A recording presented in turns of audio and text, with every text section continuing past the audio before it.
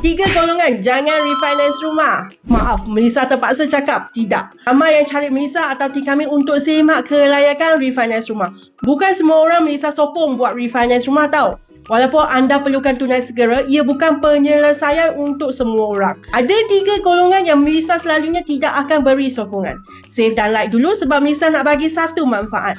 Pertama, anda yang dalam tempoh sekatan atau lock-in period dengan bank. Sebab jika bank kenakan penalti 2 hingga 3% mungkin lebih besar daripada pencimatan. Kedua, baki tempoh pembiayaan anda hanya tinggal bawah 10 tahun sahaja.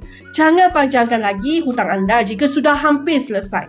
Selain anda betul-betul kesempitan duit, baru Melissa akan tolong. Saya Melissa, kepakaran saya adalah bantu cari plan refinance yang berbaloi supaya anda dapat pencimatan untuk meringankan beban. Ketiga, kadar faedah pembiayaan sedia ada lebih rendah dari pasaran atau tak jauh dari kadar faedah pasaran. Tak perlu tukar jika hanya sedikit pencimatan sebab kos refinance boleh tahan juga.